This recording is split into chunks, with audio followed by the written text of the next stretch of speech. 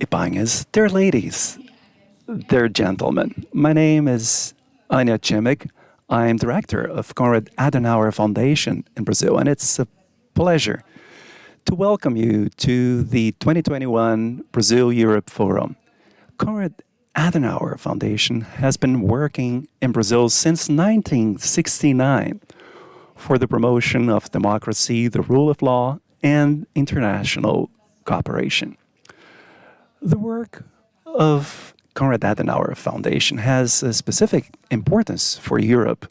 The main concern of Konrad Adenauer Foundation in Germany is to strengthen and to deepen European cooperation and at the same time to stabilize individually bilateral bonds between member states. In face of the major challenges placed by the COVID-19 pandemics, current focus is not only on the economic and social recovery and permanent overcoming crisis, but also enabling a stronger, fairer, and more sustainable European Union. Additionally, in a dialogue with other continents, there are global challenges where climate change and growing systemic competition, digitization, and innovation are our focus to strengthen Europe's capacity for internal and external action. Thus, Konrad Adenauer Foundation all over the world, with its offices, wishes to promote and strengthen relations between Europe and other continents. In this regard, the intensification of cooperation between Germany, European Union, and Latin American countries has a specific meaning because we have many themes and global challenges that we may only face if we're together. In this context, partnership between Latin American countries, Germany, and Europe plays a central role in the growing competition between principal models and world social order, democracy versus autocracy, free trade versus protectionism, and multilateralism versus unilateralism. With its events and training measures, Konrad Adenauer Foundation in Brazil wishes to promote platforms where these relations are discussed and dialogue is strengthened and deepened. The yearly Brazil-Europe Forum is one of these measures because Brazil is a key country for good relations between Europe and Latin America. The Europe-Brazil Forum that takes place yearly with different themes wishes to offer a contribution towards reviving and strengthening dialogues between Brazil and Europe. Unfortunately, quite often the public talks about the difficulties in the dialogue between Brazil and Europe because issues around tropical forests are sensitive and conflicted. However, we would like to emphasize with this forum and also with the latest edition in our Brazil-Europe series, we would like to emphasize that there are many interesting areas for dialogue besides the very important topic of environmental and climate protection. Today, for instance, during our event, we will have the participation of experts in national and international policies discussing important topics of trade and economy and the relevance of the Mercosur-European Union trade agreement. Additionally, the topic innovation and technology is also strategic for the area of sustainable development. Therefore, we would like to introduce and discuss the relevance of circular economy for relations between Brazil and Europe today. So I'm very happy that in our event, we have the participation of Professor Detlef Nolte and Professor Miriam Gomes Saraiva, two renowned members of the academia in Germany and in Brazil, to discuss the agreement in the first panel. It's also a great pleasure to have the participation of the president of the German European Associations of Waste Management, Peter Corth, and his Brazilian colleague, Rubens Hebert Aebi, Executive Vice President of ABREN, the Brazilian Association of Waste Energy Recovery. Just like Professors Nolte and Saraiva, Peter Corth and Rubens Aebi also wrote articles for our publication in which they highlight the possibilities of cooperation in the field of circular economy. It's a great example of how two associations from Europe and from Brazil, the association from the German industry and ABREN, are working to establish intense cooperation exchange. I would like also to highlight and thank the contribution of moderators of two panels, there Eleonora, Ceia, and Carlos Eduardo. Frickman Young. I've just mentioned the latest edition of the Brazil-Europe Relations series. This book contains not only important articles on Mercosur-European Union agreement and circular economy, but also texts on the importance of green economy and artificial intelligence for the relationship with Europe. Therefore, once again, I would like to recommend that you download this book directly from the Konrad Adenauer Foundation website. Before concluding, I would like to highlight that the Brazilian office of the Konrad Adenauer Foundation is very proud to have established in Brazil a very fruitful partnership with the European Union delegation to Brazil. I believe that not only with today's event, we will have an excellent discussion, high-level debates on the themes addressed, but also with other events that we promote together. For instance, the largest conference on international security policies from Latin America, the Forte de Copacabana International Security Conference that will take place on September 16th and 17th. I'm grateful for this partnership we have with the delegation, European Union delegation to Brazil. Their Ambassador Ybáñez, I would like to thank you specifically not only for supporting Konrad Adenauer Foundation with your presence in this forum, but also for being always available with all the wonderful team of European Union's delegation to Brazil for cooperations with which we aim to strengthen relations between Europe and Brazil. A very fruitful cooperation that pleases us very much. We're very happy and proud of it. Thank you very much for this. And after expressing my gratitude and after welcoming you, I would like to give the floor to Ambassador Ignacio Ybáñez. Thank you all and enjoy the event.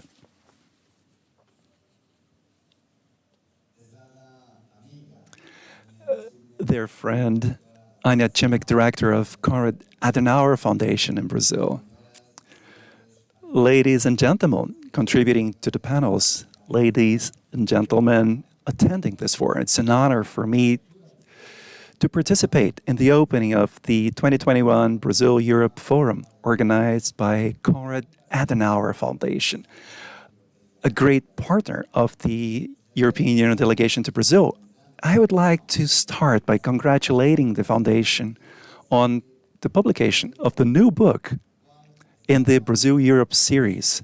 This book emphasizes the importance of bilateral dialogue between Brazil and European Union, two strategic partners that share values and aspirations.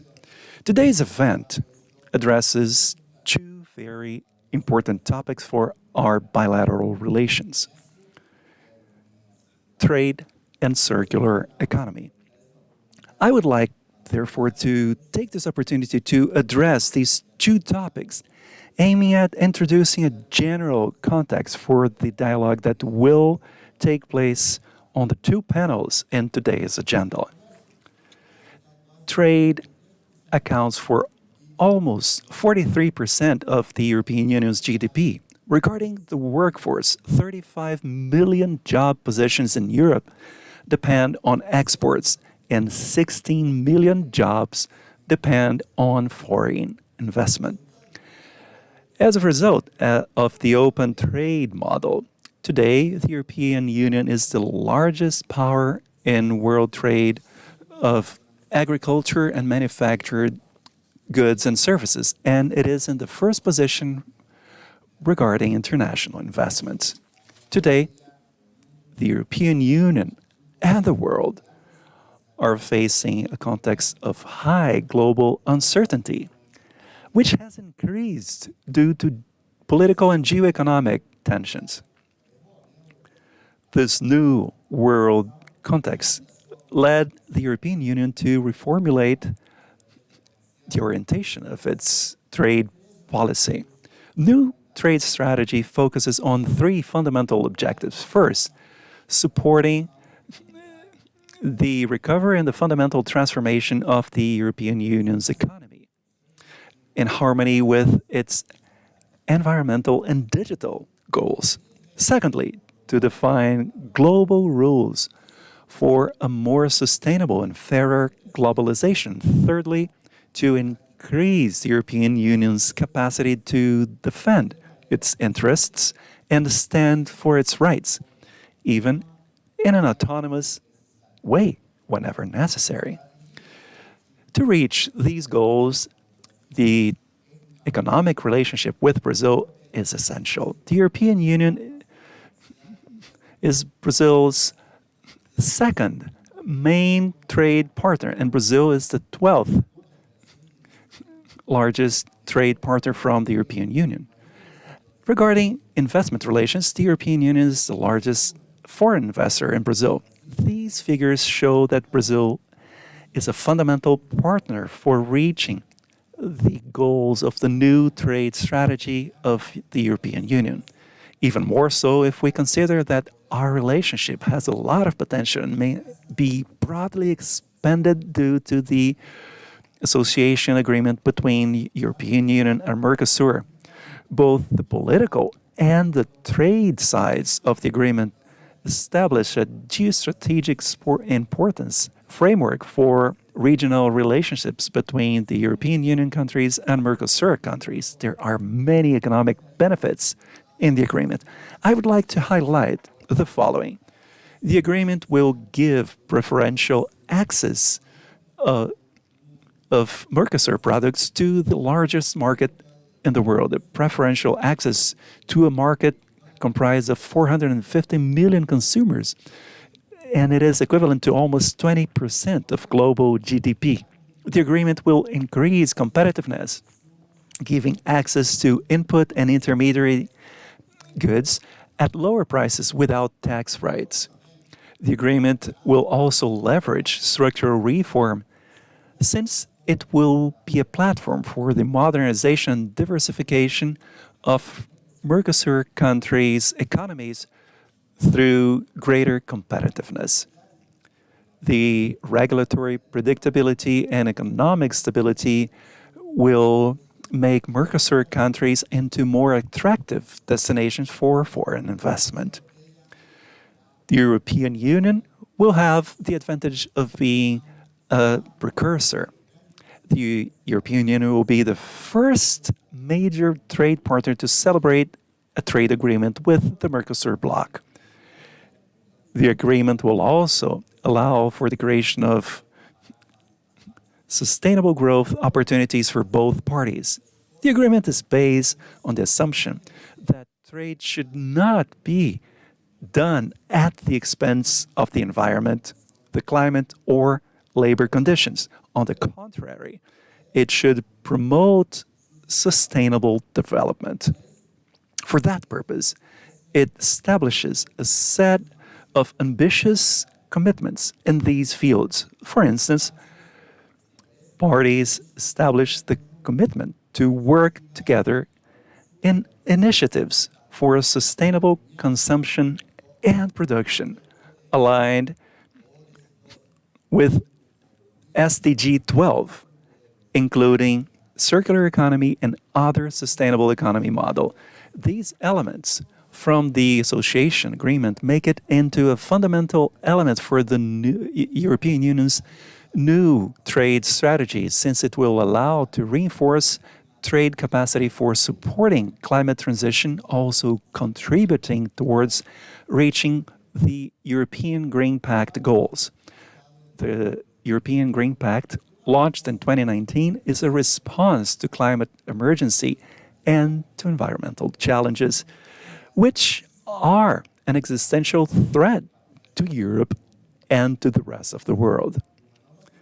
It is a new growth strategy aiming at transforming the European Union into an equitable and prosperous society with modern economy, efficiency in the use of resources, and competitive, that by 2050 we will reach zero net emissions of greenhouse gases, and that economic growth is separate from the usage of resources.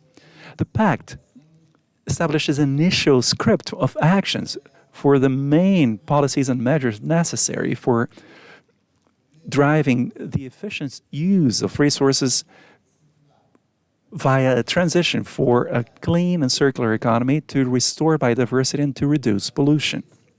To reach this goal, it is necessary to take measures in all sectors in our economy.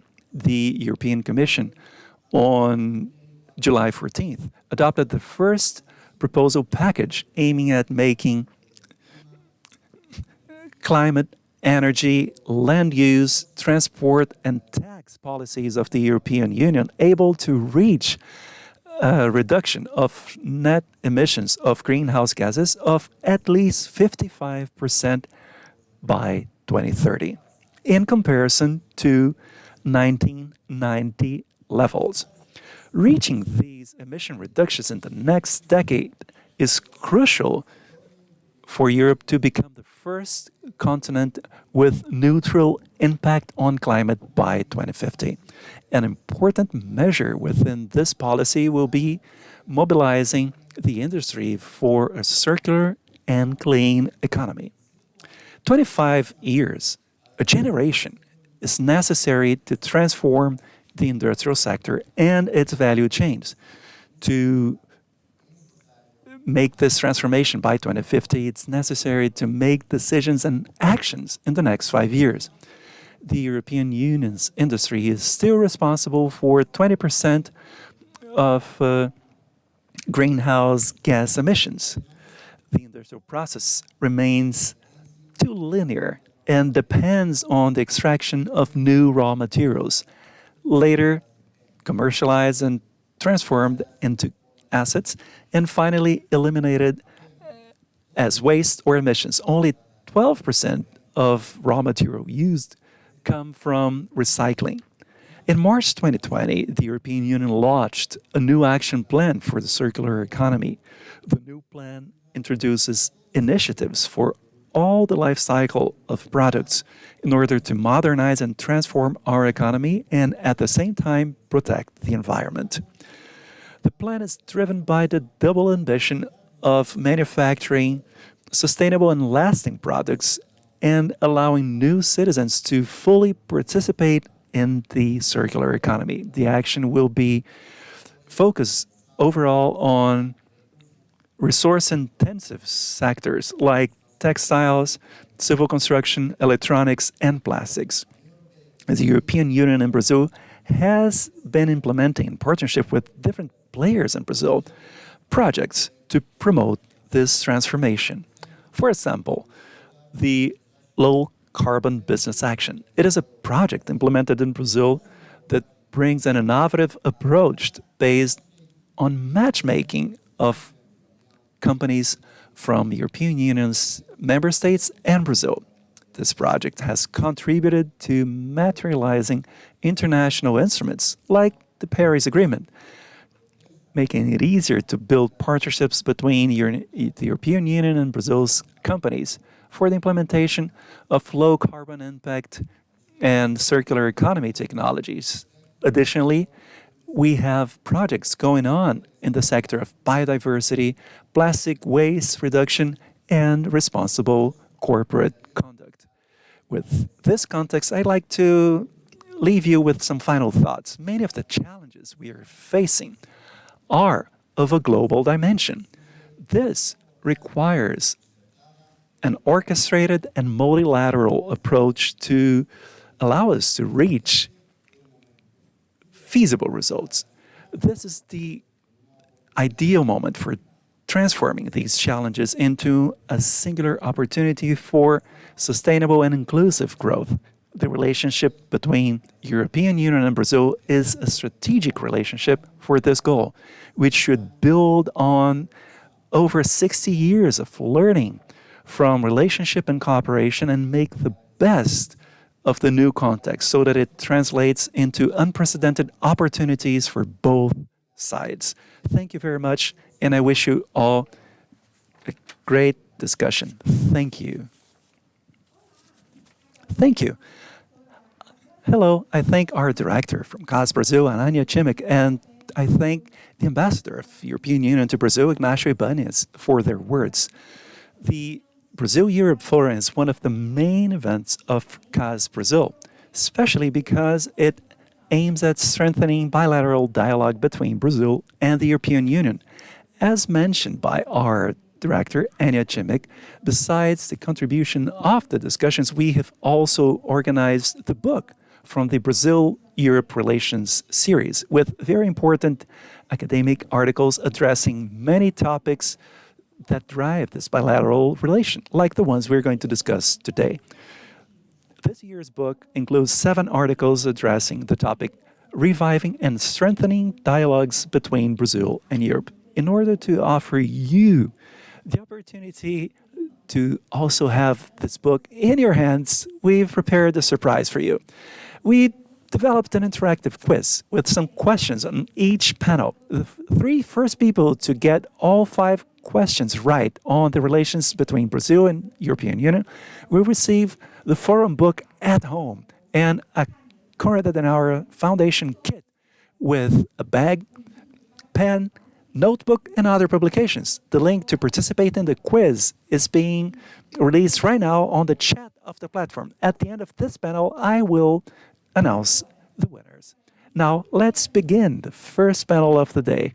In this panel, we will address the new Mercosur-European Union agreement. I give the floor to our dear Eleonora Ceia, doctor's degree in law, master's in European law, and doctor's degree by Saarland University from Germany. She is currently constitutional and international law professor from IBMEC Rio, and she will moderate this discussion. Enjoy. Do participate and send your questions via chat. Eleonora, I give you the floor. Obrigada, Aline. Thank you very much, Aline. Good morning, everyone. It is a pleasure to welcome you to this first roundtable in the Brazil-Europe Forum 2021 and to address this topic of the agreement European Union-Mercosur. We have 2 very important guests, Detlef Nolte, former director of the German Institute of Regional and International Studies with a concentration on Latin American studies. He's a PhD in political science by the Mannheim University, and he's also an associate member at the German Council for External Relations and an honorary member of the Ibero-America Institute of Salamanca University. We also welcome Dr. Miriam Gomes Saraiva, professor at the International Relations Department and the postgraduate program in International Relations at the University of the State of Rio de Janeiro. She has a PhD by the Complutense University in Madrid. She's a researcher at the CNPq Science Support Agency in Brazil and also coordinates an office for regionalism and external relations in Brazil. I now give the floor to Professor Detlef Nolte. Mercosur is celebrating its 30th anniversary this year, and the relations between the European Union and Mercosur are also almost 30 years old. Barely a month after Mercosur's creation, the first meeting among its foreign ministers and the European Commission took place in April 1991. While Mercosur and the European Union began consultations about a comprehensive association and free trade agreement in the mid-1990s, negotiations formally began only in 1999 with the first tariff offer from the European Union in 2001, and then dragged on intermittently with many ups and downs for almost 20 years. But as Carlos Gardel's famous tango says, 20 years is nothing. And like the lyrics of many tangos, the EU-Mercosur negotiations were fraught with unrealistic expectations and misconceptions on both sides. Finally, in June 2019, to the surprise of many observers, the European Commission and the Mercosur reached an understanding on the content of a free trade agreement as part of a bi-regional association agreement. The agreement has yet to be approved by the EU governments and the European Parliament. The successful conclusions of the negotiation was a result of a favorable political constellation on both sides of the Atlantic. On the European side, the agreement was one of a series of free trade agreements negotiated by the outgoing EU Commission under President Jean-Claude Juncker, whose mandate ended in November 2019. The agreement was part of the European Union's broader trade strategy, which on the one hand underscored the competitiveness of European companies at a global level, but on the other hand pointed at China's rising share in worldwide exports since the beginning of the century. As expressed in its trade strategy, the European Union defends geo-economic interests in Latin America. Geo-economics is, according to a widely used definition, about the use of economic instruments to promote and defend national interests and to produce beneficial geopolitical results, and the effects of other nations' economic actions on a country's geopolitical goals. The Mercosur agreement was seen as the missing link in a chain of European free trade agreements with Latin America, complementary to the agreements signed with the Andean Community, Central America, Chile, and Mexico. The new EU Commission under President Ursula von der Leyen, in office since December 2019, did not abandon the geo-economic goals. Also, it has shifted priorities. With the European Union's Green Deal, as mentioned before, environmental issues and the sustainable development goals play a much larger role now in trade agreements. The EU-Mercosur agreement has become a test case for the EU's climate diplomacy, the implementation of the trade policy dimension of the Green Deal, and for the EU's commitment to sustainable development. Since the European Union and Mercosur concluded the negotiations in June 2019, Europe has become much greener. This is reflected in the composition of the European Parliament after the elections in May 2019 and the participation of green parties in European governments. Other political parties have also responded to shifting voter alignments by becoming more receptive to environmental issues. Surveys show that the protection of environmental and health standards in trade agreements has become a more important issue for European citizens. In May 2019, shortly before the signing of the agreement in principle between the European Union and Mercosur, Eurobarometer conducted a special survey on the attitudes of European citizens on trade and with EU trade policy.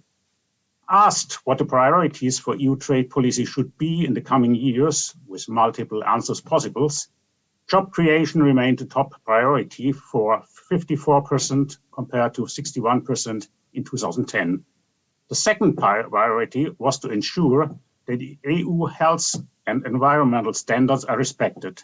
This position was supported by 50% of the respondents and has seen a substantial increase of 20 percentage points since 2010.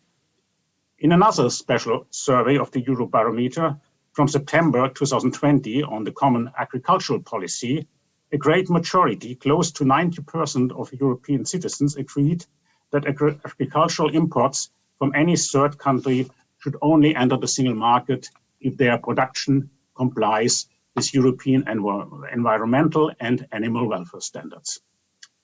The more ecological orientation of public opinion and politics in Europe underscores why Brazil's image in Europe has deteriorated so much. As a result, the agreement with Mercosur faces reservations in Europe as long as doubts persist about the Brazilian government's willingness to protect the Amazon rainforest. In a January 2021 survey of the Rainforest Foundation Norway, conducted in 12 European countries, a huge majority of 3/4 of those surveyed agreed to condition the approval of the agreement on a deforestation stop. In Europe, ultimately, a unique coalition has formed against the EU-Mercosur agreement. It includes the agricultural lobby, especially the livestock sector, and allied center-right parties, but also fundamental opponents of globalization, environmental activists, and green parties. At the government level, the main resistance comes from France, Ireland, and Austria. There's a strong agricultural lobby in all three countries. In addition, in Austria and Ireland, green parties are part of the government. And France has traditionally preferred a more protectionist EU trade policy. Even before the final text of the agreement was worked out, the Austrian, Dutch, Irish, Wallonian parliaments, and finally also the European Parliament, voted against it. In October 2020, as part of a broader resolution on the implementation of the EU's common commercial policy, the European Parliament declared that the EU-Mercosur agreement cannot be ratified as it stands. The vote was symbolic and is not mandatory, but in the end, the European Parliament must ratify the agreement. As mentioned before, the European Green Deal has a direct impact on the EU's foreign and trade policy. The trade policy review of the European Commission from February 2021 states that combating climate change and environmental degradation in the EU is the EU's top priority. Trade policy will have an important supporting role. The European Commission has made a deliberate switch from a traditional trade policy, which was mainly focused on trade liberalization and the opening of markets for European products, to a more holistic approach to trade that assigns greater weight to climate diplomacy, as expressed in several conclusions of the EU Council. Creating a network of trade agreements helps the EU to pursue its geopolitical ambitions as a global norm and standard setter. The EU claims that its free trade agreements are platforms for enhanced cooperation pursuing European values and interests. This allegation can create a foreign policy dilemma. Without an agreement, there may be no platform to raise EU concerns, engage in a dialogue, and enhance cooperation. At the same time, failure to sign the agreement could result in geopolitical and geo-economic drawbacks in Latin America, especially in competition with China. As a consequence, the stronger consideration of environmental concerns in EU trade policy might lead to a deadlock. Ultimately, as has been mentioned before, only trade agreements that do not include a noteworthy agricultural component or are negotiated with countries that can prove exemplary policies regarding environmental and sustainable development standards are likely to be accepted by the public in important pressure groups and political parties in the European Union. The EU's trade-based climate diplomacy is confronted with a dilemma.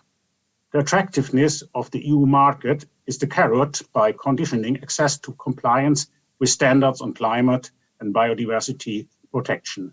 However, EU wealth, as mentioned before, depends to a considerable extent on Europe's exports and open foreign markets. Moreover, the EU is not the only important trading partner. China has overtaken the EU in most Latin American markets. This limits the possibilities to use the denial of access to the EU market as a stick.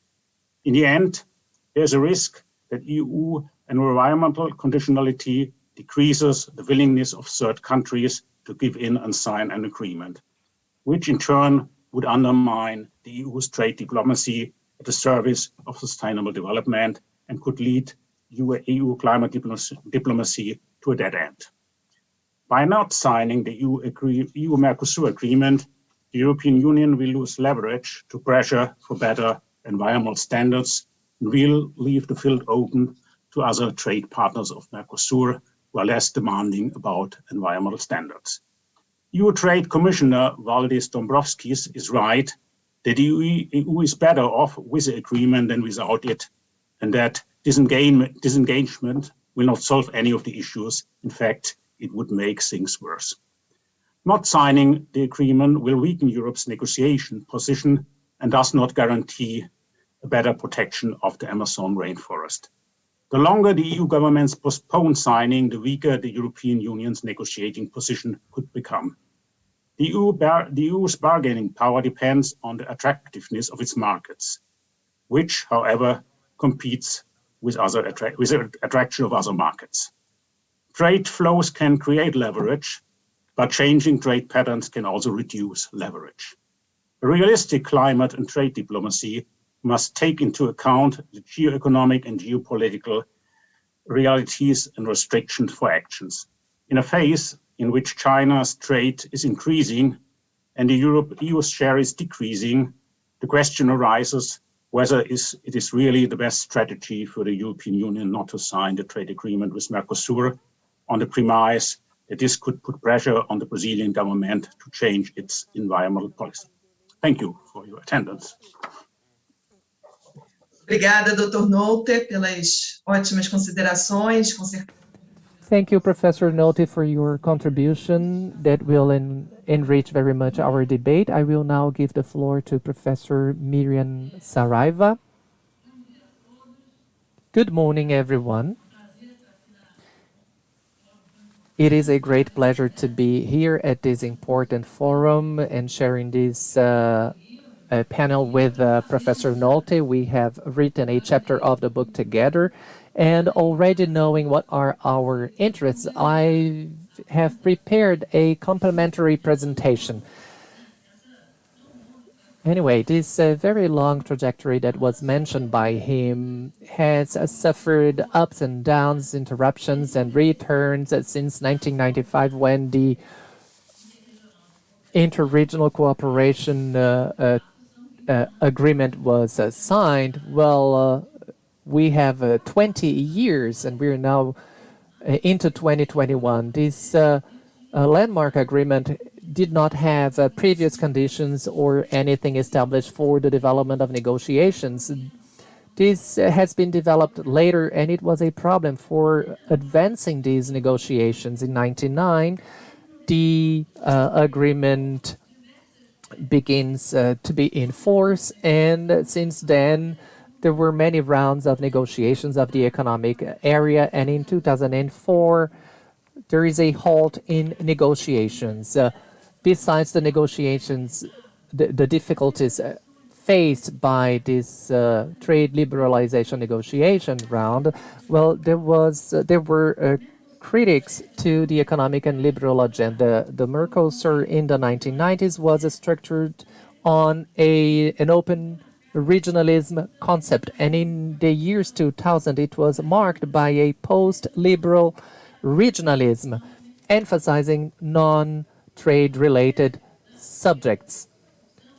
So there was an interruption, and among many attempts to resume negotiations, European Union signs a strategic partnership agreement with Brazil, which in practice ended up weakening inter-regional relations between Mercosur and European Union, and it has been misunderstood by the Argentinian government. By the end of 2010, negotiations are resumed finally and started to move on slowly until 2016. That was a key year in negotiations. On the side of Argentina, President Macri had a liberal profile, and he was a strong supporter of resuming dialogue. In the case of Brazil, the impeachment of President Rousseff in August opens the way to President Temer, and his administration was more prone to liberalism than previous administrations. So negotiations were almost concluded by the end of this decade, and there was only some need to adjust aspects of the negotiation, which was solved during the Bolsonaro administration. So it is important to stress that this strategic partnership between Brazil and the European Union was inactive without any meetings or any strong action taken.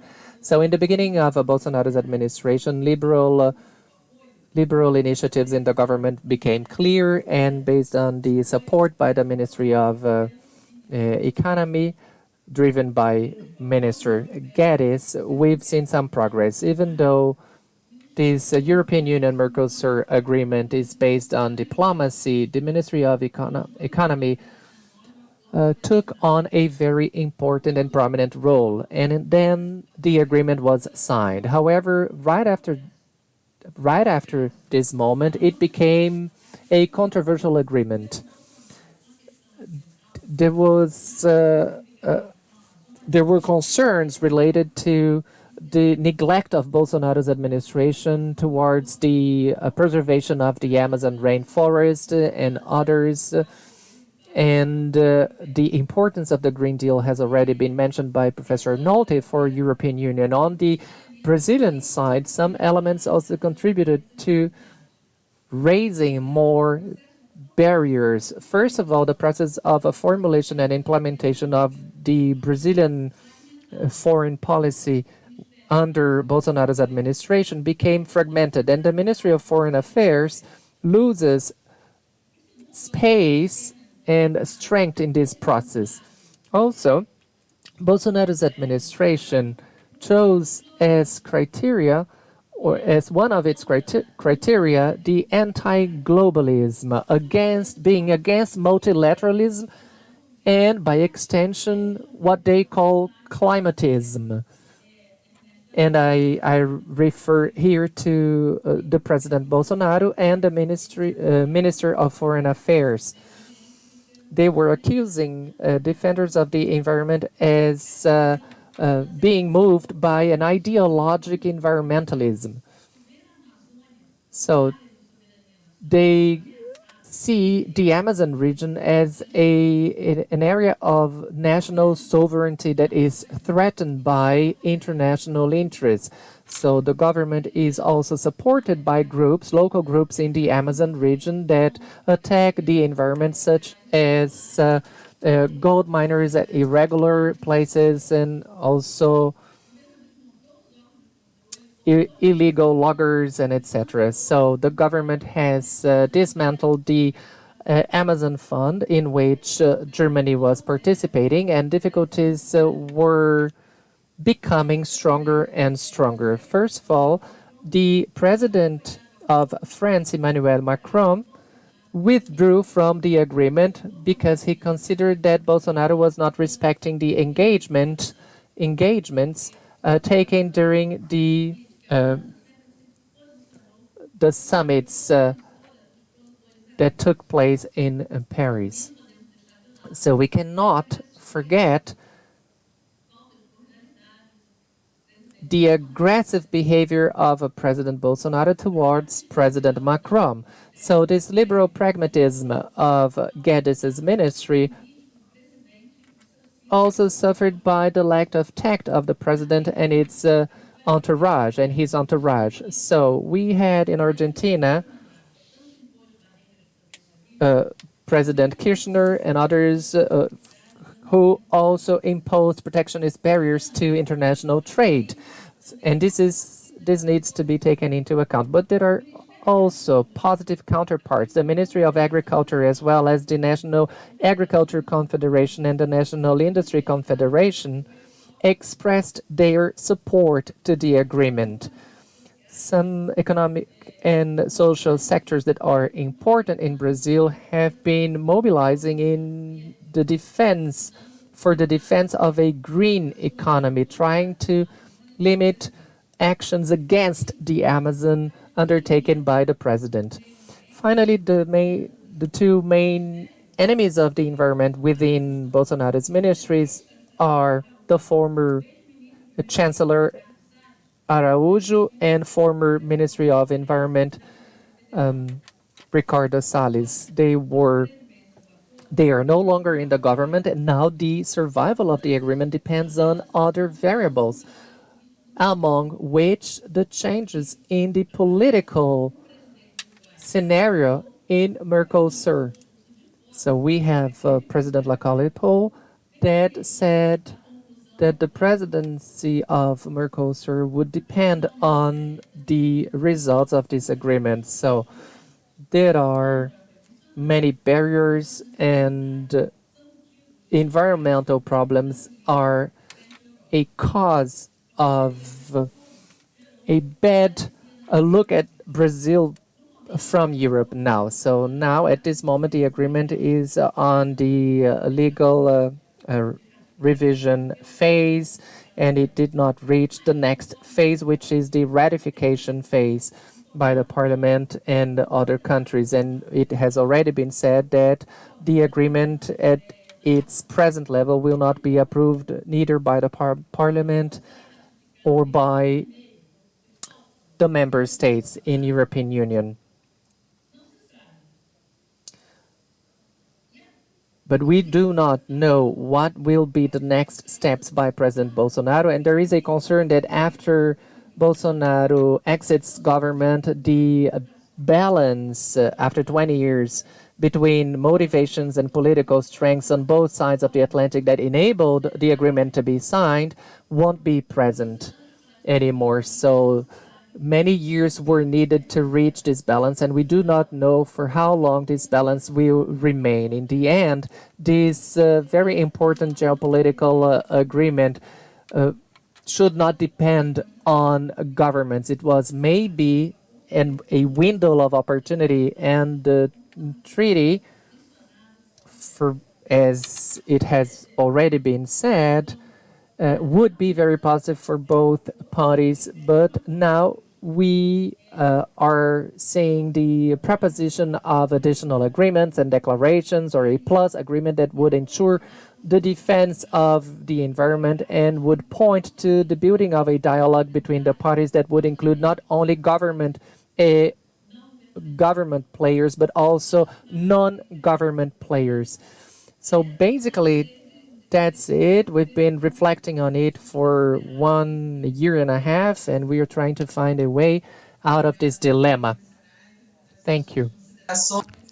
Thank you, Dr. Miriam Saraiva, for your great comments. We will start discussions now, but first of all, shortly you will see the quiz on the platform for you to click on answers and to participate.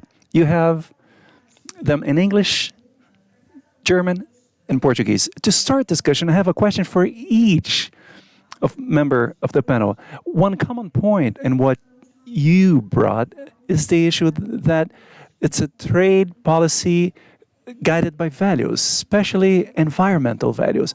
And I think this may bring some sort of a deadlock for the ratification process of the Mercosur-European Union agreement, as indicated by Dr. Nolte and Dr. Saraiva. First, I ask Dr. Nolte, then how we will balance environmental concerns with trade pragmatism from the side of the European Union, or if balancing this, is it even possible? And Dr. Saraiva, I ask you from the Mercosur side, is there actually among the members of Mercosur some resistance to these environmental conditionings to the extent that it would block ratification of the agreement from national parliaments? Dr. Nolte, I give you the floor. That we tackle this topic of the protection of the environment more from the access side of the European market. For example, the European Union could put very strict rules that only beef or meat from non-deforested areas comes to the European Union. I think this is possible. I think in Uruguay, they have a system of traceability of each cow from birth to death. And I think something similar could also be made for beef traded with the European Union. So I would argue, I think this would also be an act of European sovereignty. You wouldn't force another country to do something, but you say, okay, meat entering from Brazil has to comply with with certain standards.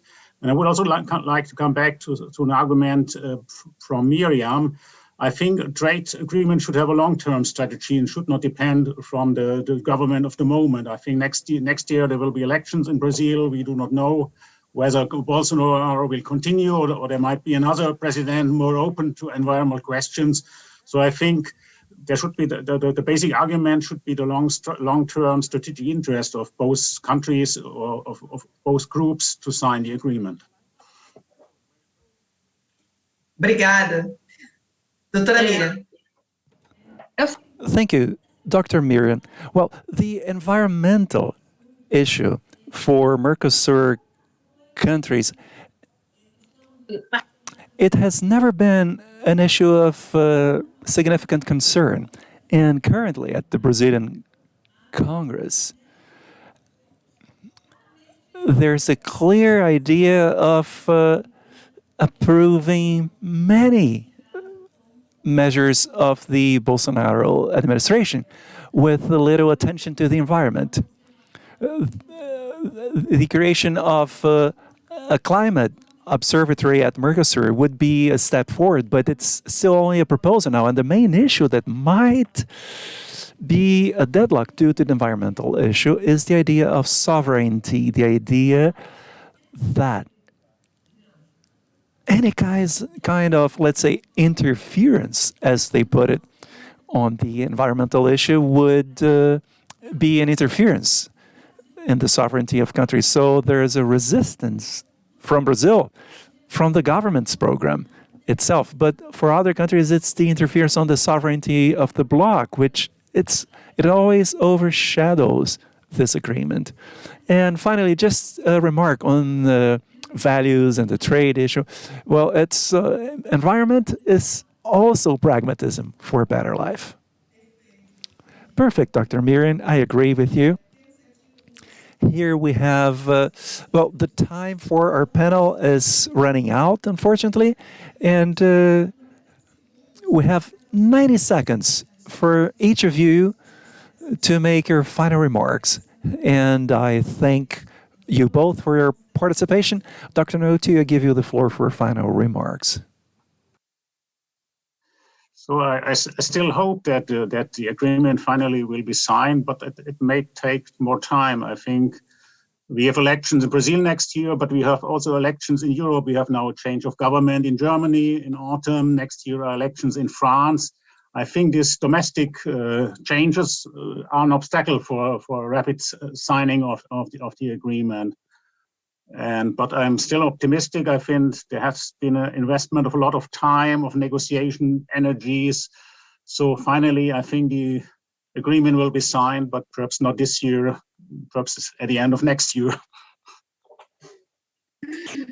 Obrigada, doutora Miriam. Thank you, Dr. Saraiva. I agree with Detlef. I believe the agreement will be signed, and I believe the concern now is to keep the agreement alive, and all players interested in the agreement, they should be kept mobilized for changes in government not to be detrimental to the agreement. Thank you very much. Excellent contributions. I thank a lot the participation of all who are viewing and watching, and I give the floor to Aline. How did you like it? An amazing discussion. For sure, this agreement is a very important step forward in economic and social terms, both for Brazil and for the European Union.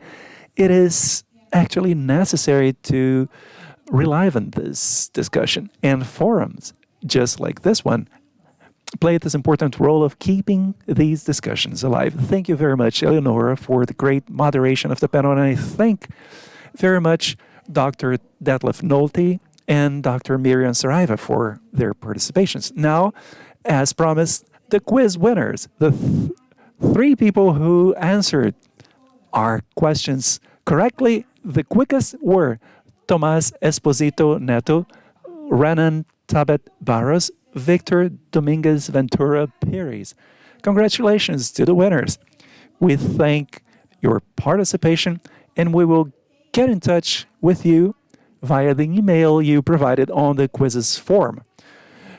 If you didn't win right now, don't worry. There's another opportunity. Wait a few minutes and we will be right back with 2021 Brazil-Europe Forum after a short 5-minute break. See you soon.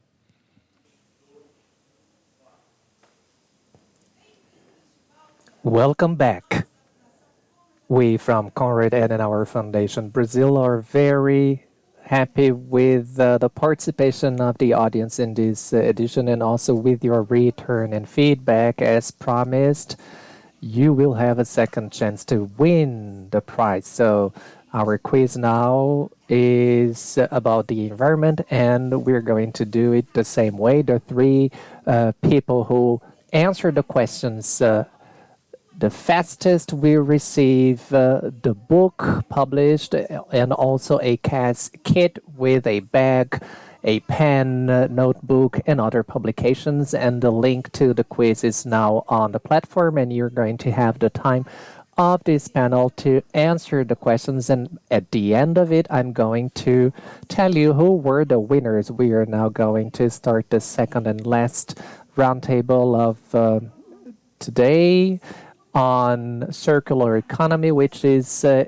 economic model that is expanding all around the world. And we're going to have as moderator Dr. Carlos Eduardo Frickman Young, professor at the Federal University of Rio de Janeiro. He has a PhD in economics by University College London. He's currently coordinator of the Environment Economics group in the Institute of Economics. Please participate in the quiz. Send us your questions on the chat and enjoy. Dr. Carlos Eduardo, you have the floor. Good morning, everyone. It is a great pleasure to be here with you, and I am very happy to see that we already started discussing the relationships between environment and economics in the previous session. And it showed us how much we can no longer progress in international trade and external investment without taking into account the issues related to the transformation of productive structure into something different. And I strongly recommend you the reading of the chapter written by Dr. Peter Corth and Rubens, Hebert, Aebi, because they offer a very interesting reflection on the nature of this new economy in which the concept of raw material needs to be reviewed based on the idea of its circularity. So I am not going to get into details. I'm going to have as the audience the pleasure to listen the authors tell us about it, and I would like now to introduce the first speaker of this session, Dr. Peter Corth. He has a very interesting career. He studied law and political science in Bonn and Freiburg, and after a trainee in Berlin, well, he addressed he held many positions, and he also worked as a trainee with a general in relation to the Deutsche Bank, and from 94 to 99 he was a Secretary of State in the Senate for finance issues, and also became a senator under the same administration. From 2001 and 2006 he was a member of the Chamber of Representatives in Berlin, and executive member of Ybáñez. Since October 2009, he's a president of the German Federation of Waste, Water, and Raw Material Management, and a member of the European Federation of Waste and Environmental Management. So it is a great honor to have someone with such an experience and such a life and a very good and keen perception of the issues that we are addressing. So, Mr. Corth, you have the floor.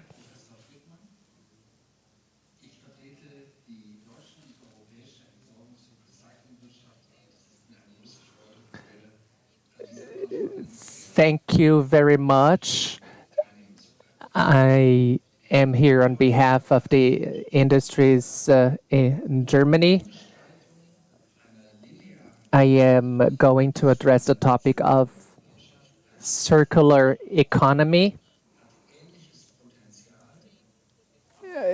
And I'm going to tell you how much it has a very similar potential, but also some similar challenges in relation to the digitalization of the economy. The 2.4 industry is a circular and digital industry. And what does it mean to Europe? It became very evident in the European Union Green Deal, which should be the roadmap for the continent to reach climate neutrality. And the European Commission says that the most important part of this Green Deal is the action plan on a circular economy. This action plan, Circular Economy Action Plan, involves more than 40 initiatives and decrees and directives based on which the European Commission is establishing the way to reach climate neutrality and a circular economy. We want to continue to be a place of efficient economy, but nevertheless, we want to reach very ambitious targets in terms of climate protection. It would be ideal if the 420 tons of solid waste that we have in Germany could be kept circulating in the economy. It means that this waste would be treated in such a way that it would become a raw material for further production. We all know, citizens all around the world know that this is easier said than done, because final disposal of these materials is always a task of municipalities, in which there is a need to identify dangerous and hazardous waste. It involves the hygiene of cities and the protection of the environment, and all of this has to be taken into account.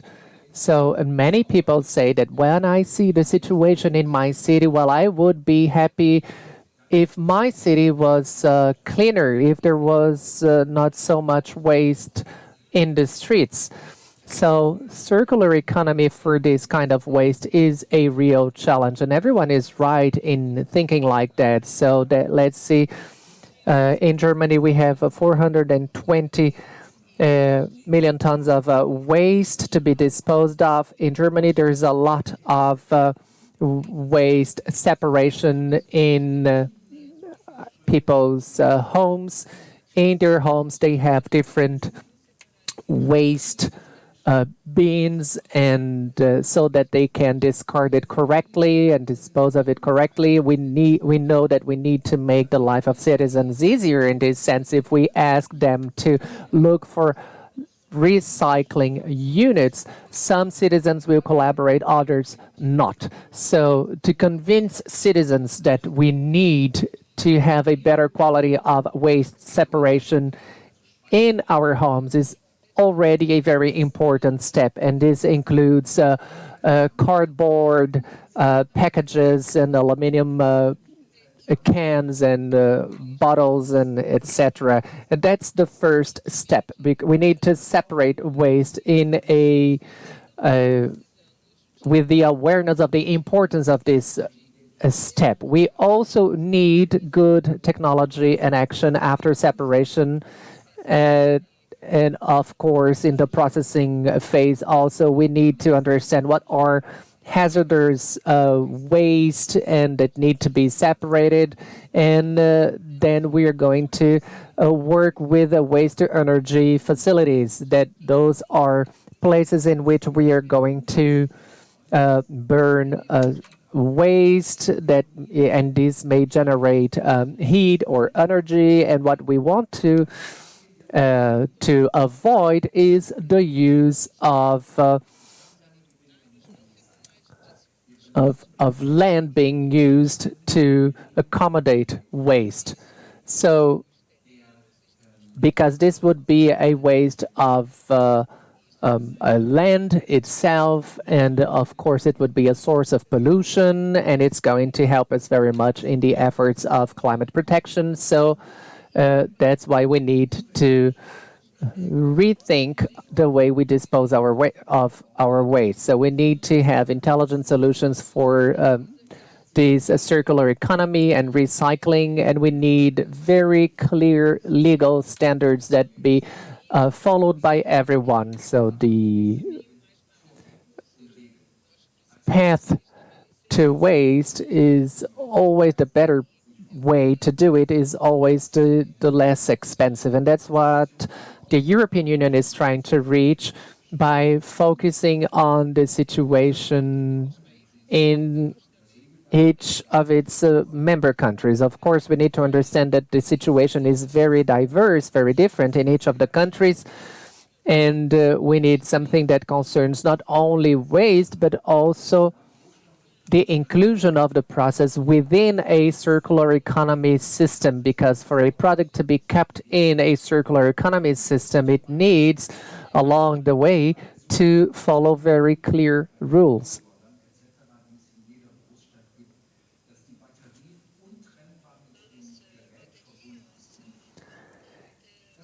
For instance,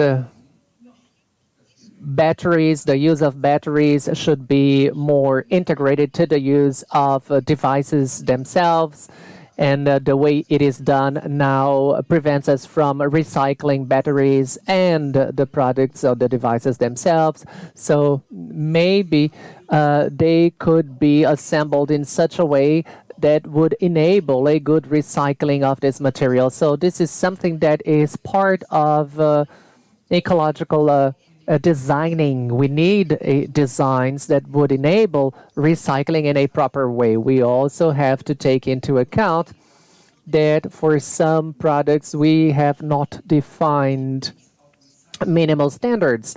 For instance, for the production of washing machines or cars, we will need to use recyclable material and raw materials.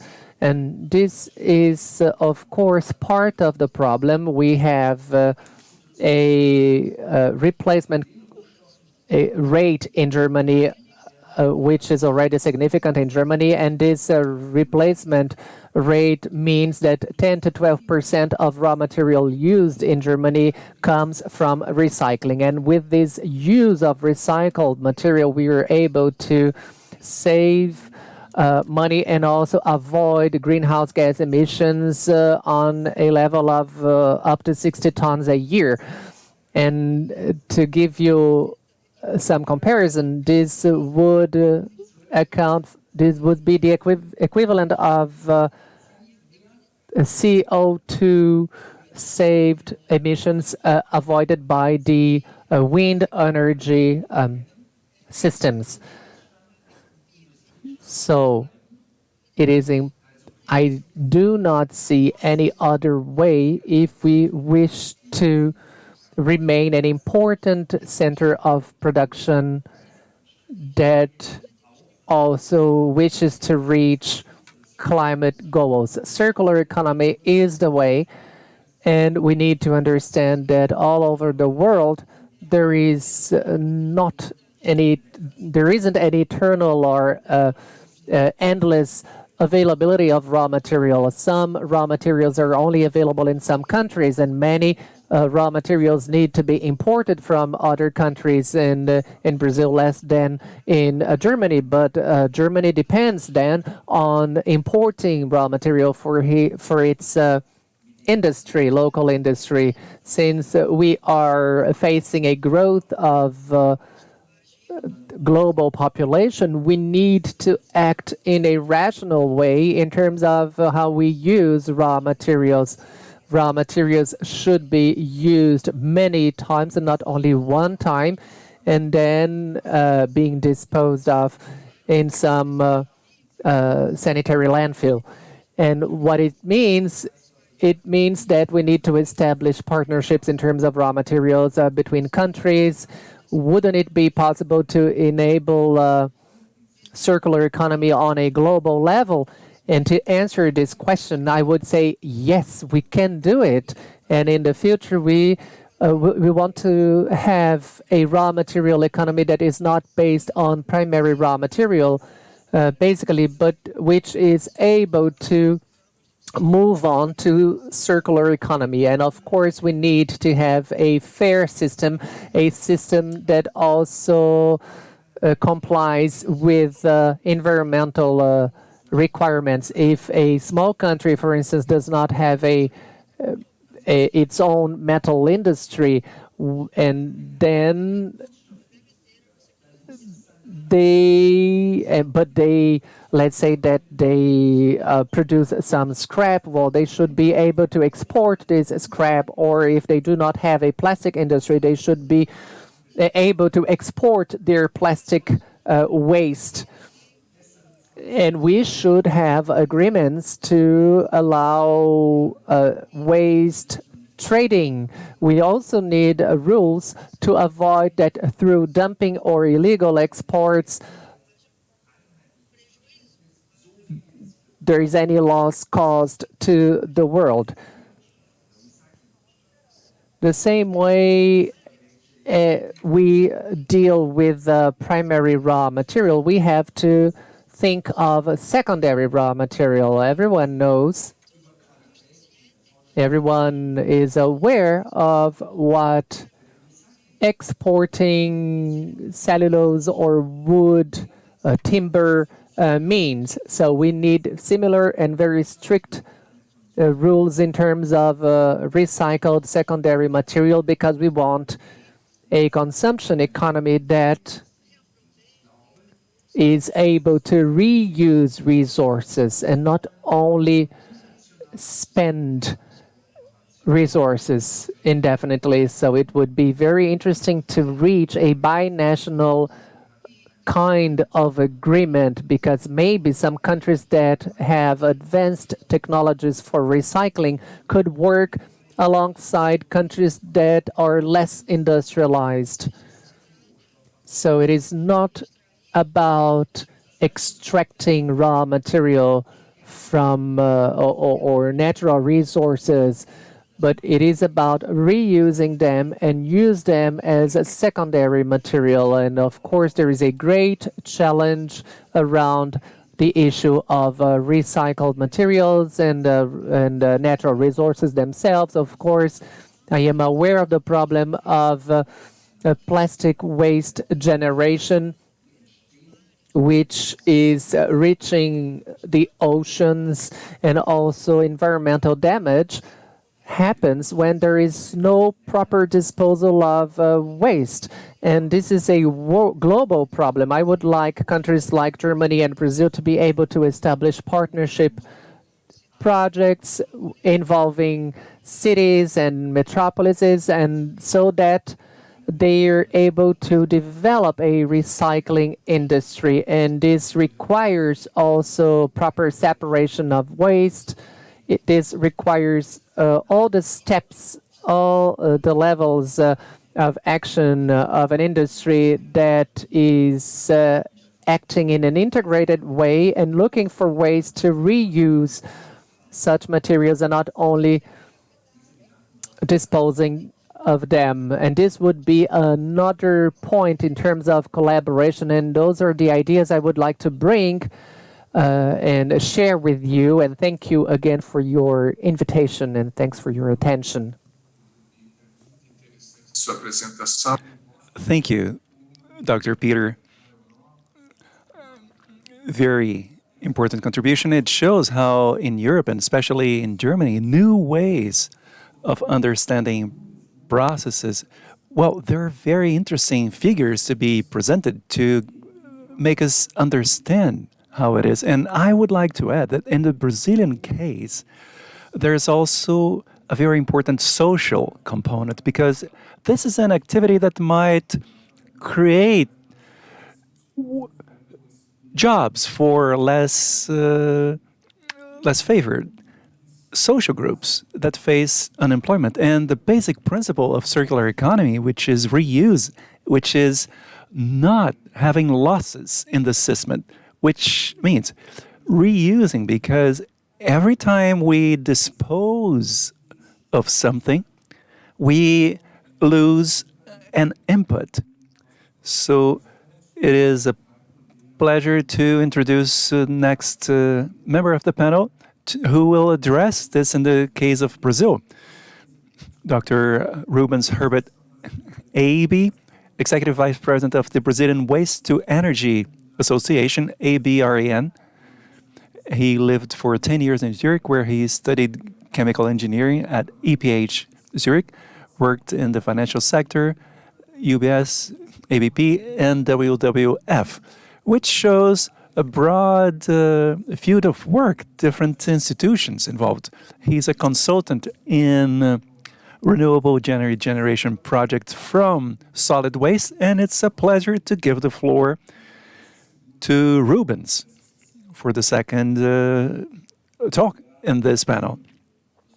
Thank you very much, Professor Carlos. It's a pleasure to be here with you, with Peter, an amazing colleague from Germany. I would also like to thank Konrad Adenauer Foundation for inviting me to this discussion. And from what you said, Carlos, from the different fields where I've worked, I think this is very important because it's a very multidisciplinary topic. I believe our relation to waste, energy, they're intimately connected. We cannot dissociate one from the other. And the second thing is we cannot stop thinking about waste, or as we call trash in the more common language. We cannot think about it as a problem, but as we should think of it as a solution. We can learn from the European approach. We can use it as an inspiration here in Brazil.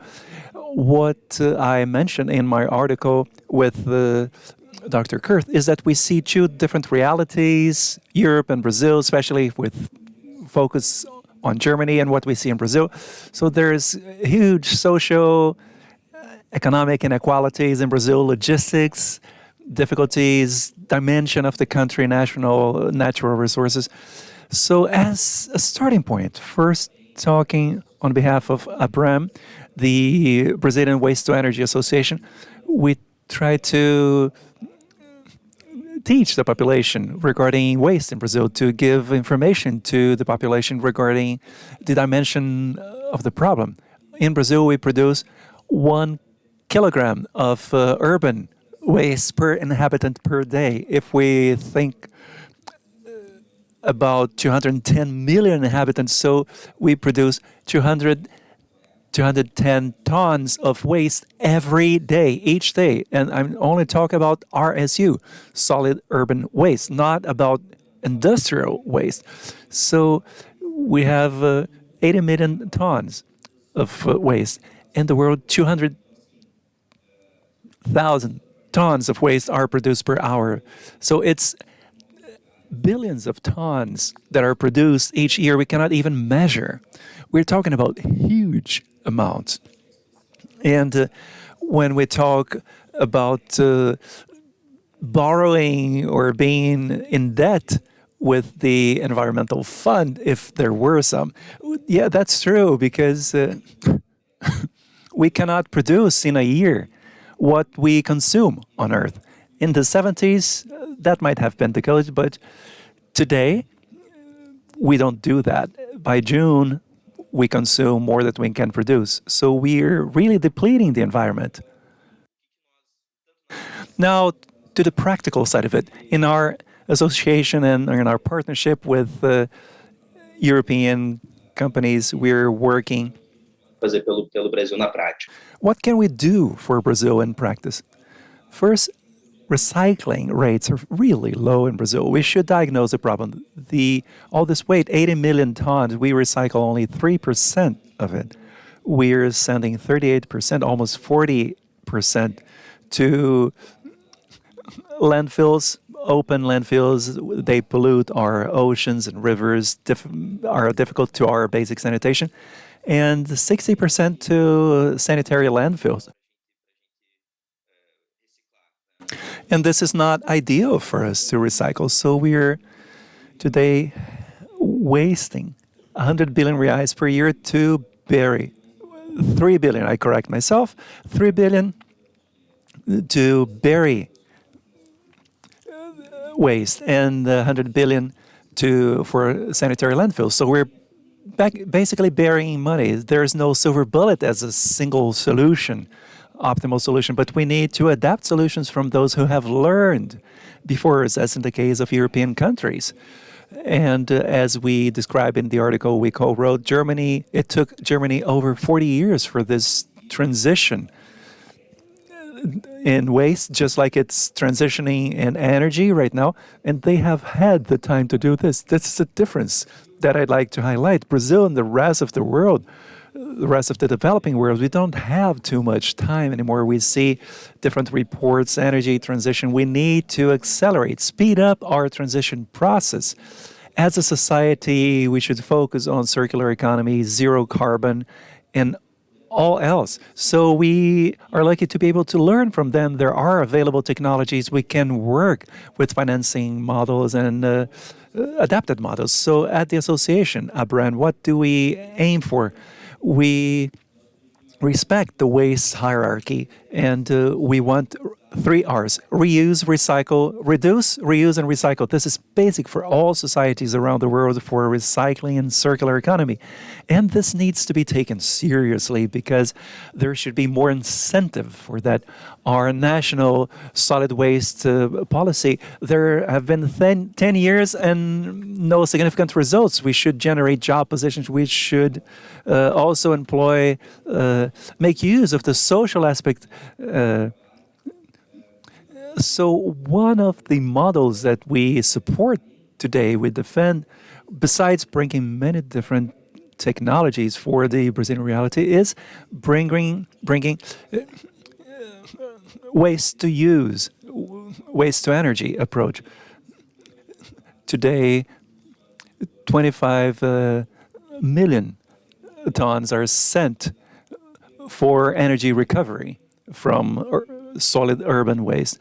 And reuse, recycle, the organic side of waste should go for composting. It should be separated at the source. It promotes different sort of fertilizers, a decrease in the organic load, less waste that goes to landfills, so there's less generation of methane. And also, it's impossible to separate all waste. Even at home, we throw things, even unconsciously. So waste that is not passable for being used. We should look for solutions until we are able to recycle 100% of our waste. And just to give you an idea, today, according to the last PCC report, well, it's the 5th actually, but emissions of landfills correspond and account for 3 to 5% of greenhouse gas emissions around the world. So once we use this for energy recovery, we can make better use of this. So some plants at Zurich and different cities can mitigate a percentage of these greenhouse gases. We do not need to open new landfills, sanitary landfills, every 8-10 years. So sometimes we can treat waste next to the source. So in parallel, there's also the educational process of the population. It's more a little on the long term. You should promote booklets and teaching about ecology for the next generation. So we see waste to energy as one of the solutions, not the single one. The problem of waste is a broader problem in the context of circular economy, but this is an option that is being developed today, and we expect that there is more support to it in Brazil. We're working towards that. Around the world, there is more than 2,500 waste to energy plants, and in China, over 400. The only continent with no plants waste-to-energy plants is the Latin American continent. And in Brazil, we would like to inspire the rest of the Latin American continent to bring best practices. So today, talking a little about our basis and what we defend, I would like to mention future perspectives, because Brazil today, in the sanitation framework and the national waste plan, there's some perspective. We have goals for 2024, so of eliminating 20% in landfills by 2024. I believe it's an ambitious goal, but it's possible. And the sanitation framework might open doors for us to get support from private companies. So today, when I'm talking about the German, French, or Italian technology, if there's some possible partnership in Brazil for PPP, public-private partnership today, it can be done in a more modern, safer, and more regulated way. Then this is what we need in Brazil. We think about the ecological side, of course. We think about the social side. It's important. But I believe it's important to have a structure for these projects so that there's an investment flow and legal security in Brazil. At the association and in the sector, we always say it's not a case of a lack of new technologies. New technologies are constantly being developed, and we're even a few decades behind Europe, unfortunately. So we might copy a lot of this for the Brazilian reality. It's not so easy, but it's possible. What we need is legal security. So we should show that the market is a possible market. Everyone is aware of the Brazilian potential. Everyone wants to preserve Brazil. And we cannot just export. And countries, as Peter mentioned in his article, after so long benefiting from Brazilian resources, now it's the time for resuming discussions for taking the European experience and the German experience to bring back here, be it via institutions like Konrad Adenauer Foundation, ABREN, and going around the global agenda of sustainable goals. And I believe we should think of mechanisms, and sanitation framework is one, technologies another one, companies another pillar, and we should reach our goal of using less resources, have less water loss.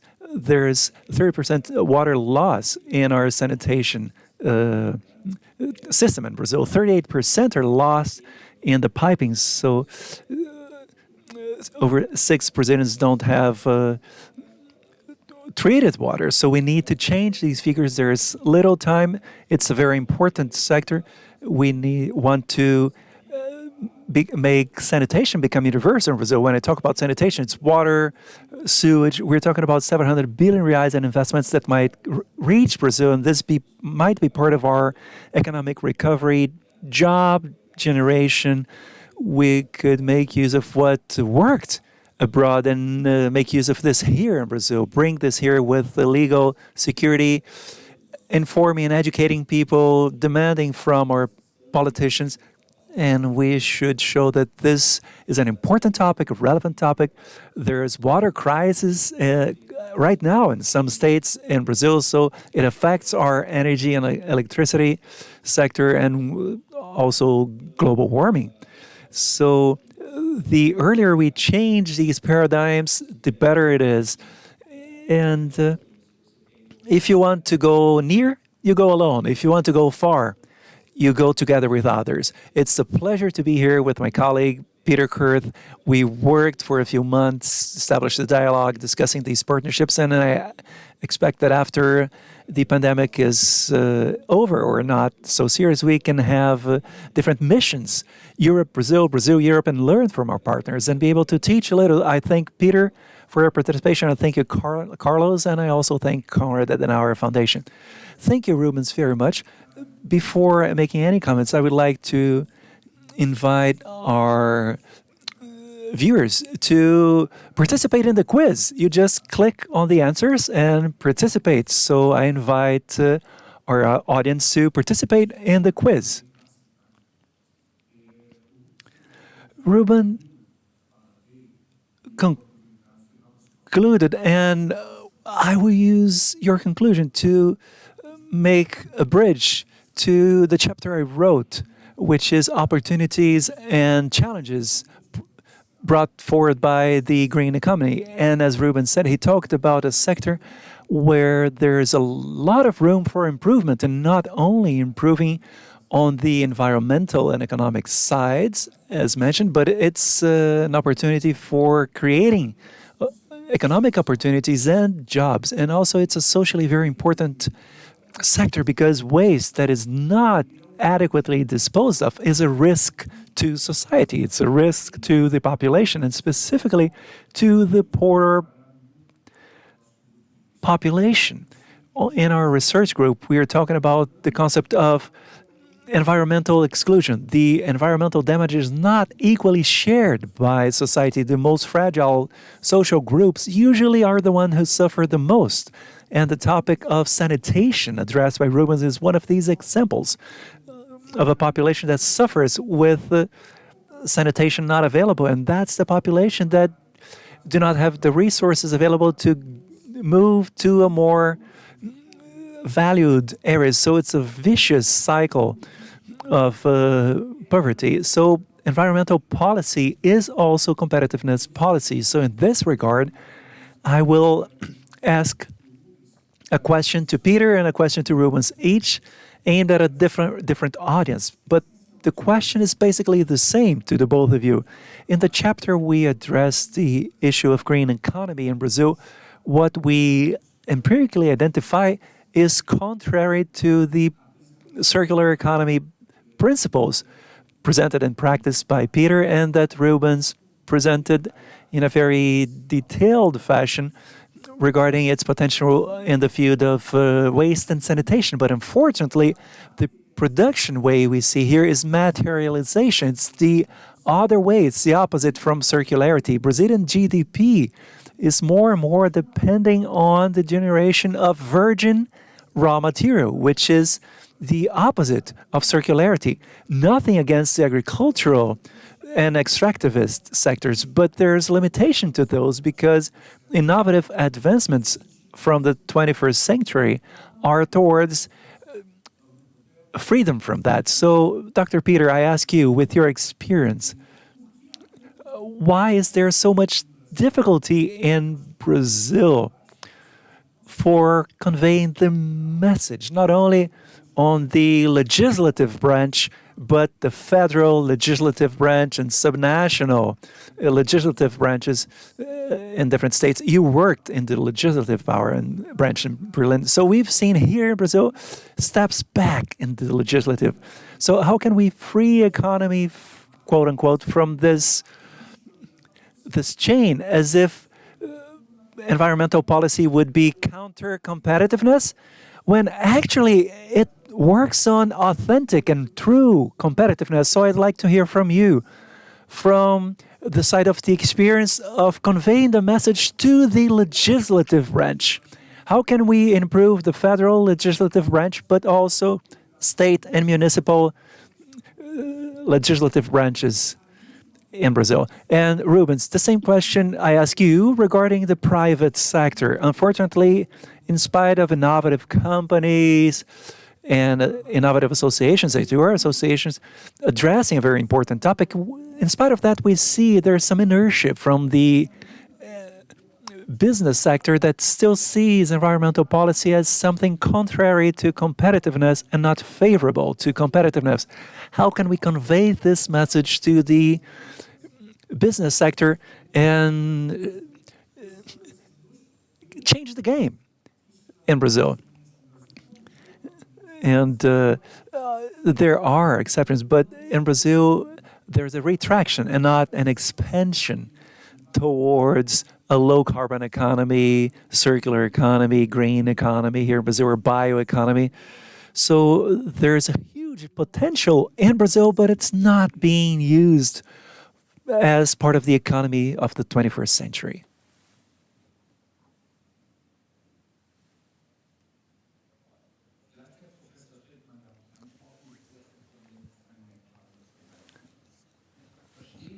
I might answer the first one. The first one is a mental problem. Let's understand that today's waste is tomorrow's raw materials, and then will be more interest in thinking about how we are able to generate raw materials from waste. But this demands building a common infrastructure that starts with waste collection and separation, waste separation, that will create a basis and a foundation for the continuation of working with these materials. Rubens said that in Germany, for the development of circular economy, it took us 40 years. So my message today is, please, don't allow that other countries also take 40 years to reach a reasonable level, because this will generate terrible environmental problems. All have seen pictures of plastic pollution at sea. What can we do with that waste? It's difficult to say to the world, don't use plastic. Plastic is unavoidable for packaging, for electronic devices, transportation. We need plastic everywhere, but we need to be able to work. We need to know how to work with plastic, not dispose of it in nature. And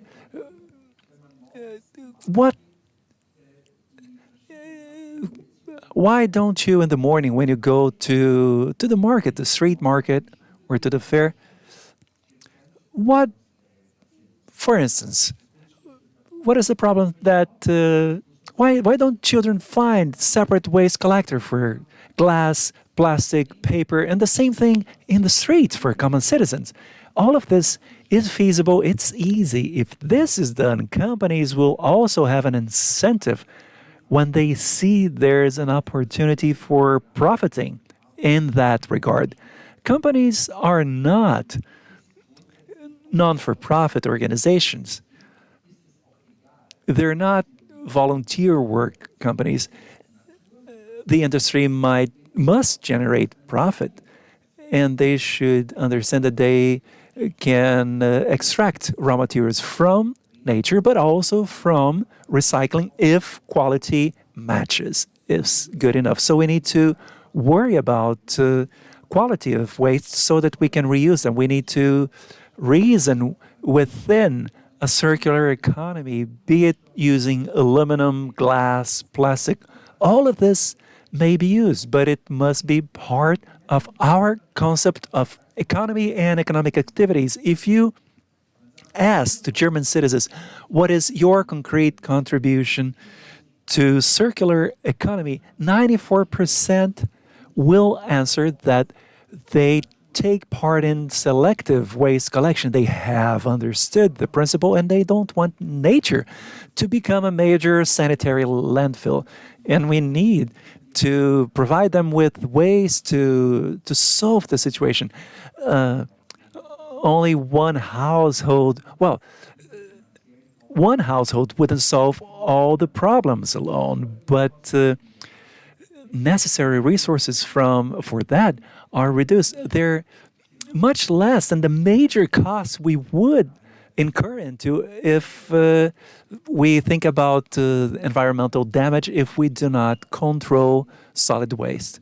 So once again, I ask you, let's cooperate in this. There's technology, there's know-how.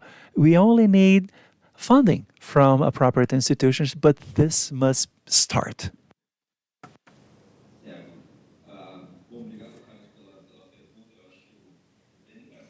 Well, to follow on this question, I totally agree.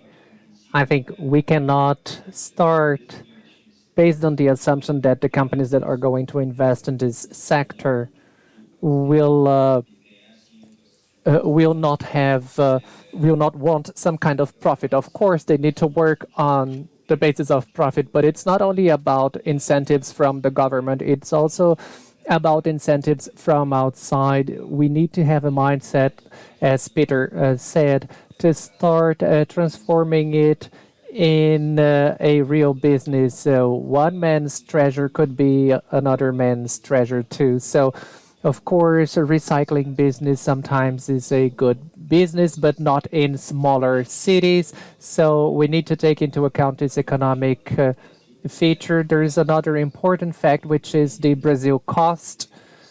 There are many cases involving corruption or extreme bureaucracy in the country to open a new company, for instance. Even for local companies, there is a lack of, not subsidies, but a lack of support. Everything takes too long. We see a lot of monopolizing of projects also. So what we see as best practices for the sector, I believe that a landmark for sanitation is the first step, breaking monopolies and making room for competitiveness. Of course, this competitiveness is not only bringing any kind of solution or any kind of technology. This should be validated and regulated. It is already happening. We have the National Water Agency working on a regulation of sanitation procedures and systems. And of course, when there is a concession given for 30 years, you were offering a basic service of waste collection and waste to energy. Well, the entrepreneur wants to be sure that he or she is going to get something for it. So this is for basic service. We cannot simply stop collecting waste, but sometimes the municipality or the structure that is receiving the service ends up not paying. And so people who want to invest, they need a strong degree of certainty that they're going to get what they need to get in order to offer the service. So of course there are many huge infrastructure works to be done. It's not about small projects. They are long-term projects for 30, 40, 50 years. Of course, we need this long-term vision in Brazil. And to have this long-term vision, we need legal security. Even if we are talking about a PPP, public-private partnership, well, we need to make sure that changes in government or are not going to affect this PPP, or changes in law are going to take place. So we need to show that Brazil is prepared for this. It is a lot of hard work, of course, but what we need to do now is probably disseminating success cases with sanitation projects, new concessions, and other projects. This is starting to take place in Brazil. We still lack some new legislation, and of course we still need to regulate some aspects and deregulate some others. So we have to regulate what needs regulation and stop doing whatever increases cost or barriers to competition. So of course, what we need to do now is also to show that there are serious companies and people that are willing to perform a very good work, and there is room for investment in the country. There is a possibility. I am saying it now. We are open. There are many serious people working on it. I can say it because we have 50 members, both Brazilian and international members, in our association. So, and this is a private initiative, and I am sure that we have everything to have a successful case. Thank you very much. Thank you, Rubens. Thank you, Peter. But before giving you the floor for your final remarks, I would like to say something on what you've just said, and it's also related to our work. It is very clear that we need to establish the right and fair price. As Rubens said, there is the Brazil cost, but this Brazil cost also needs to consider the negative externality, which is the great progress that the European Union can show us based on the principle of polluter payer. And of course, those who are going to benefit from the use of materials need to be aware and need to be involved in the cycle in a fair way. So unfortunately, this is a process of many tax reform in Brazil, because most of the private sector does not want it, and the legislative and society as a whole, and I'm not going to blame anyone specific, but many people do not want to face the problem of the cost embedded in these processes and these externalities that are not seen by everyone. There's this expression in Portuguese, we are sweeping everything under the carpet. And another point that is raised by Rubens is the legal security, which also involves the presence of a state with the power to implement public policies.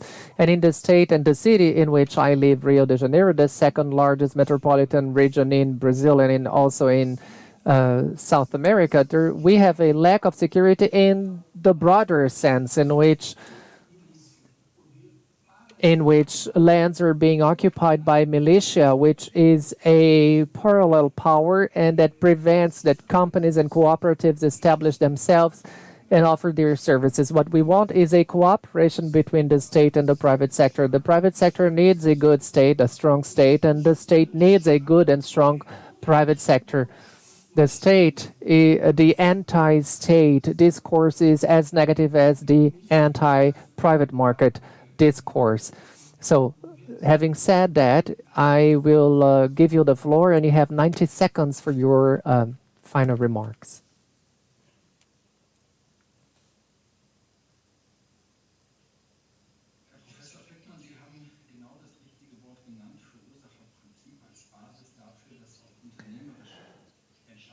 Professor Frickman, you mentioned a very important principle, the polluter-payer principle. And this is a central point, because we need to understand that there is a good possibility of reaching a successful solution if we work together, if industry and waste generators work together. There is a responsibility on the industry, but industry is not only about processing waste, but manufacturing in such a way that makes recycling easier. This is something that should be part of designing new products, and also this is related to the responsibility of producers and users. All need to use resources in a healthier way. For instance, avoiding products that are hazardous or that could cause harm to health or the environment. And we also need legislation that enables circular economy and recycling. One example, every German citizen uses 20,000 tons of raw material a year. Every Chinese uses 11 tons, each African 0.9 tons. I do not have the data for Brazil, but it's just an example. If the population does not get used to another treatment, use of raw material, we're going to be in trouble, and there's going to be trouble in terms of energy, resources, and climate. So we need to understand and identify the opportunities for establishing a circular economy that does not come by itself. Of course, it will not work without rules. Nevertheless, it is a very promising goal that we should try to reach together. Thank you very much. Well, as final remarks, I would say that in Brazil we need to have a sense of urgency, not only regarding what we see in our daily life, water crisis, and etc. So we need to have a more individual sense of collective responsibility. So we need to think of what we can do to change, demanding a public policies, separating waste at home. I think that Brazil needs urgently to seize this moment in which we have so many resources when compared to other countries. Professor Oliveira from FGV, I'm reading his book now, neither negationism, neither apocalypse, in a free translation. We need to make renewable products, generate clean energy in a large scale. And Brazil needs to seize this moment. And to seize the moment, we need to act seriously. We need to show that Brazil is really not only the country of the future, but a country that is tackling these issues right now. There are success cases and practical cases, be it within partnerships and projects and initiatives, so we can use them as reference. This is urgent. We need to reflect and debate on that. We need to make room for good companies, good regulatory agencies, and good experiences from other countries, for instance, and try to bring them here and implement them here in the best possible way. We do not have a lot of time. This is not only about the IPCC report. We need to understand that there is an individual responsibility, that each citizen needs to understand his or her responsibility, and we also need a collective action and awareness to reach a good result. So thank you very much. Thank you again, Carlos Eduardo Frickman. Thank you, Kaz, for the invitation, and I hope we're able to change things together. Yes, Rubens, we are together and we have to change. So thank you very much. Thank you very much for both of you to be here. And I now give the floor back to Aline.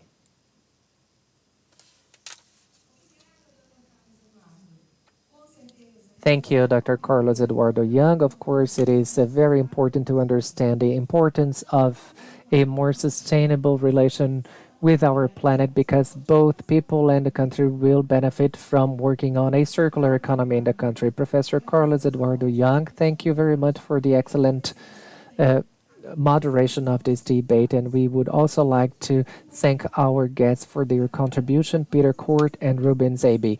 We are now going to announce the winners of the last quiz. The three people who answered our questions first were Lucas Antonio Boyares Castro, Marlene Duarte, and Barbara Gomes Xavier. Congratulations to the winners. We would like to thank all of our listeners for their participation and collaboration on the chat and with questions. We are going to get in touch with the winners by email, and the email that is shown in the quiz form, because Brazil organizes this event exactly to build this bridge between experts and the audience in general, and to expand the access to the debate on very important topics. Thank you again for all speakers and moderators and their contributions, and the authors of the forum publication too. I will now give the floor to Deputy Director of CAS Brazil, Kevin Oswald, for his closing remarks. Hello, everyone. Hello, all of our guests and the audience, our listeners. First of all, I would like to congratulate all the speakers and moderators for enabling this important opportunity of exchange and debate. On behalf of Konrad Adenauer Foundation, I would like to thank the speakers for sharing their knowledge with us in today's event. And I would also like to thank the authors of the Brazil-Europe Forum book, Eleonora, Ceia, and Carlos Eduardo Young. Thank you for the excellent moderation of debates and for your contributions too. And not less important, I would like to thank the translators that enabled the understanding between different languages and the technical team operating the platform so successfully, and the CAS Brazil team.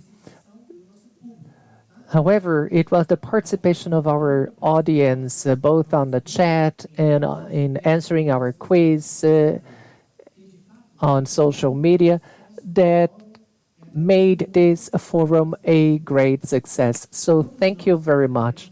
We will all be living here today with more knowledge acquired regarding the topics discussed. And Konrad Adenauer Foundation believes that free, open, and broad opportunities like this one are very important to help us rethink the world in which we live today. As it has been pointed, Brazil and Europe share many common interests in terms of economics, society, and political aspects, and bilateral relations are thus very important. I would also like to share with all of you that CAS Brazil, SEBRI, and the European Union delegation in Brazil will open next Thursday, August 19, they